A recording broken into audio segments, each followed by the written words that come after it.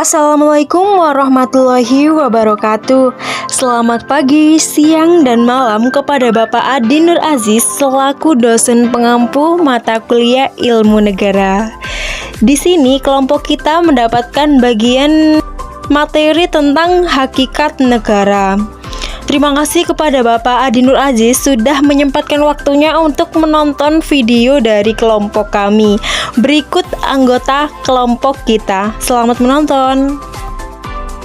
Adapun materi yang akan kita bahas pada kali ini, yang pertama ada pengertian dari hakikat negara, lalu ada sifat-sifatnya, lalu ada fungsi dan unsur-unsur, dan yang terakhir pengertian hakikat negara menurut para ahli. Berikut penjelasannya, cekidot. Pengertian dari hakikat negara itu adalah kesatuan sosial yang dibentuk oleh interaksi di mana manusia itu berada di lingkungannya sekitar.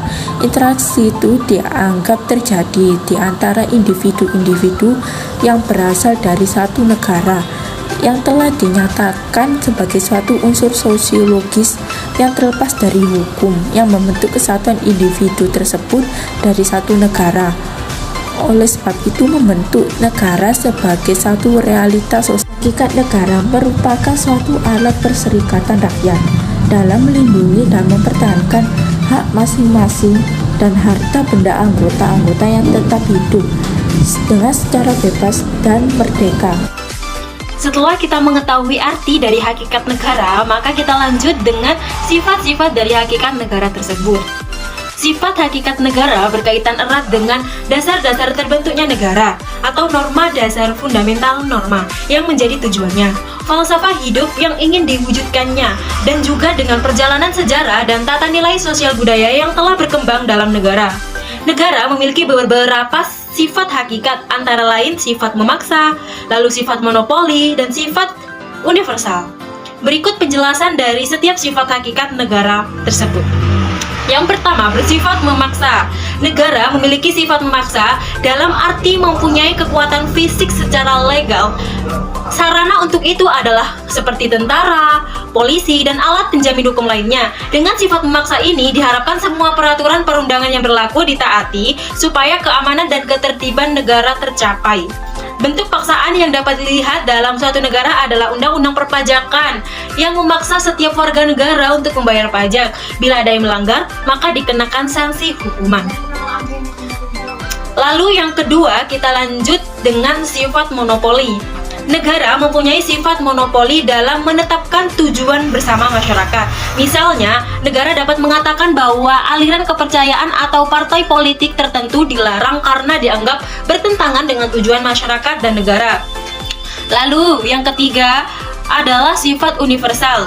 Semua peraturan perundang-undangan yang berlaku adalah untuk semua orang tanpa terkecuali.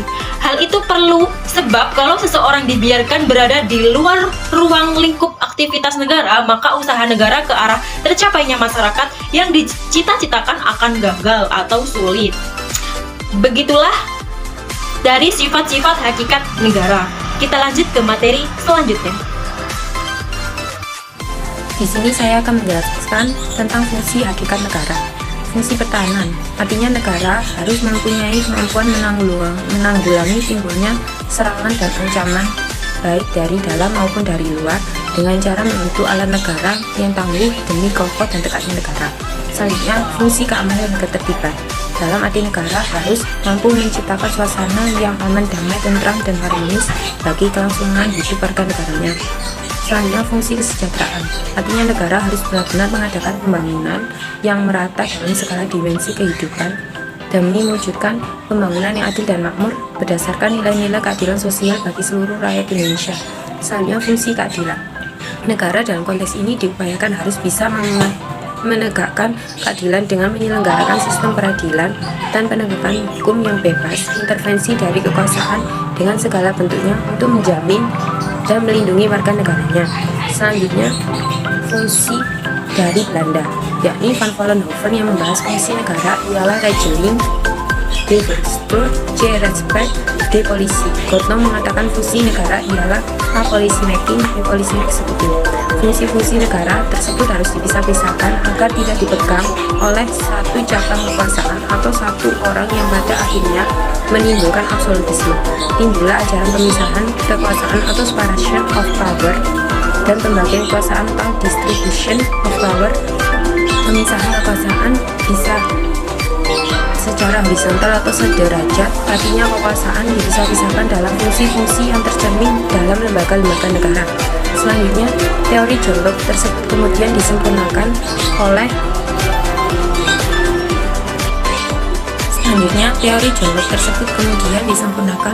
Montesquieu yang membagi negara menjadi 3 fungsi, tetapi masing-masing fungsi itu terpisah dan dilaksanakan oleh lembaga yang terpisah pula. Ketiga fungsi negara tersebut menurut Montesquieu ialah fungsi legislatif, negara harus membuat undang-undang. Selanjutnya fungsi eksekutif, negara harus membuat peraturan pelaksanaan. Selanjutnya fungsi yudikatif, negara harus menegakkan hukum dan keadilan. Selanjutnya akan dijelaskan oleh rekan saya. Unsur-unsur negara dalam hakikat negara ada 4. Pertama, rakyat. Rakyat suatu negara adalah sebuah orang yang secara nyata berada dalam suatu wilayah negara. Rakyat merupakan unsur-unsur yang sangat penting karena negara dibentuk untuk mensejahterakan rakyatnya. Kedua, wilayah.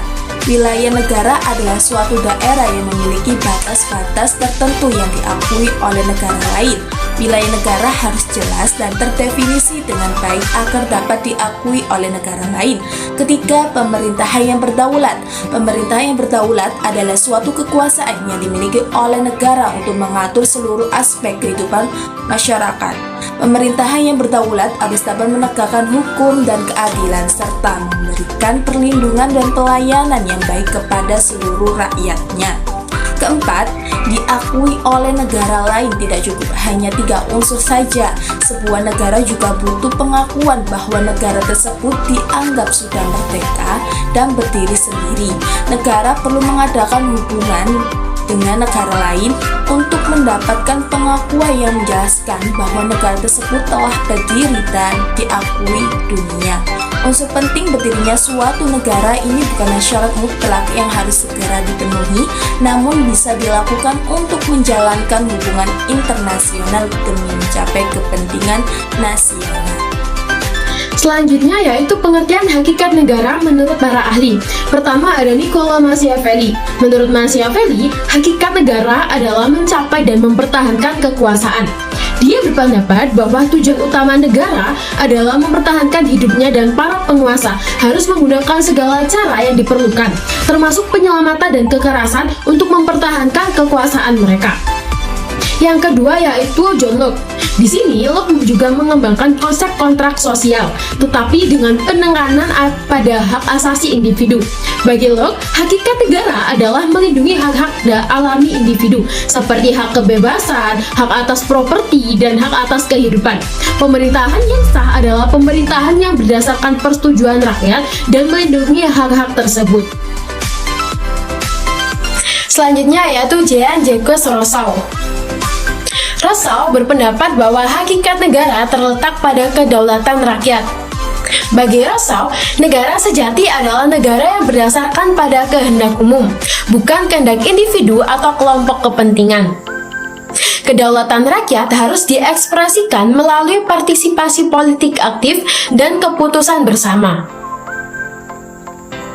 Selanjutnya menurut Thomas Hobbes, Hobbes mengemukakan konsep negara sebagai kontrak sosial. Baginya, hakikat negara terletak pada fungsi pemerintahan yang bertujuan untuk menjaga ketertiban sosial dan mencegah keadaan alami manusia yang penuh kekerasan. Negara menjadi otoritas yang mengatur dan melindungi warga negaranya. Dari presentasi yang telah kami sampaikan dapat diambil kesimpulan, yaitu hakikat negara adalah kesatuan sosial yang dibentuk oleh interaksi di mana manusia itu berada. Interaksi yang dianggap terjadi di antara individu-individu yang berasal dari satu negara telah dinyatakan sebagai suatu unsur sosiologis yang terlepas dari hukum, yang membentuk kesatuan individu dari satu negara. Dan oleh sebab itu, membentuk negara sebagai satu realitas sosial. Dalam hakikat negara terdapat sifat, fungsi, dan unsur-unsur hakikat negara. Setiap hal tersebut memiliki kaitan yang erat satu sama lain dan tidak bisa dipisahkan. Sekian dari kelompok kami. Terima kasih atas waktu yang telah diberikan. Mohon maaf apabila ada tutur kata yang kurang tertata. Wassalamualaikum warahmatullahi wabarakatuh.